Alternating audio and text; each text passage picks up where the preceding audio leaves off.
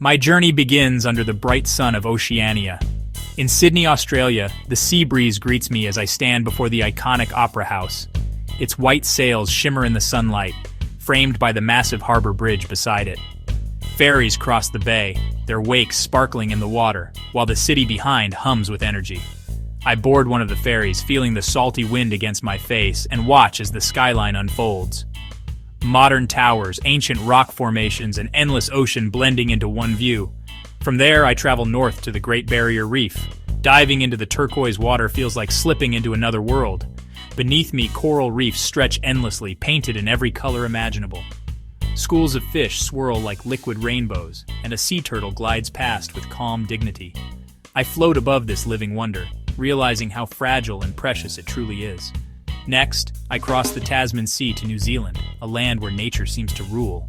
Snow-capped peaks tower over emerald valleys, and lakes so blue they look unreal reflect the skies. In Queenstown, I am surrounded by landscapes that feel both wild and welcoming. One morning, I witnessed the power of the Maori haka. The dancers stamp their feet, their voices thunder, and their eyes blaze with strength. It is more than a performance. It is a spirit, a connection to land and ancestors that vibrates in every movement. My time in Oceania ends quietly. On a remote beach, I walk barefoot along white sand. The waves lap gently, and the horizon stretches forever.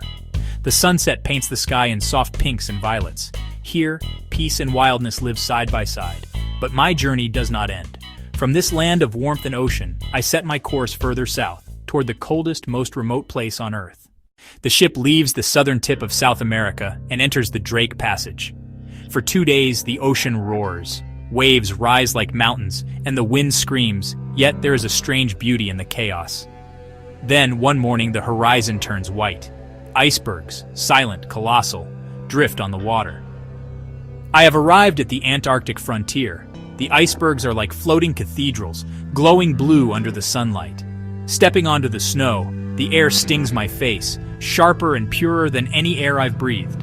Around me, glaciers rise like walls of glass.